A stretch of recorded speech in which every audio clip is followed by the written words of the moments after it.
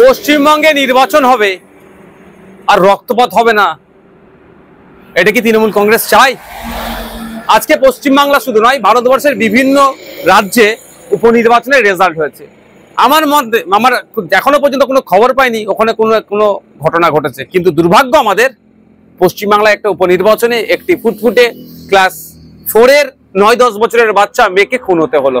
অভিযোগ কি? যে তৃণমূলের ছোড়া বোমের আঘাতে ওই বাচ্চা মেয়েটির মৃত্যু হয়েছে।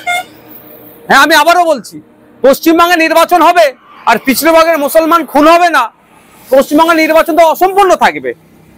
মুসলমানদের শিক্ষাতে ক্রমশ পিছিয়ে রাখার কারণ এটাই তো, মারামারি করবে, হানাহানি করবে, মরবে, মারবে, জেল খাটবে, ধ্বংস হবে। এই জন্যই মুসলমানকে রেখেছে, ভোটার হিসাবেই রেখেছে। মারামারি করার জন্য লাঠিয়াল হিসাবে বানিয়ে রেখেছে, মানুষদেরকে করার চেষ্টা করছেন। আমরা যারা এর বিরুদ্ধে কথা বলি ওই জন্য আমাদেরকে দোষারোপ করা হয়। এই যে ঘটনা ঘটেছে, রাজ্য সরকারকে প্রকাশ্যে ক্ষমা চাওয়া দরকার। সাথে সাথে ওই যারা দুষ্কৃতী সমাজ বিরোধীদের দাপাদাপি যারা চলছে তাদেরকে ঘাড় ধরে জেলের মধ্যে রাখা দরকার। আমি ওই পরিবারকে সমবেদনা জানাই এবং গভীর উদ্বেগের সাথে বলছি, আমার পশ্চিমবাংলা কোন দিকে এগিয়ে যাচ্ছে।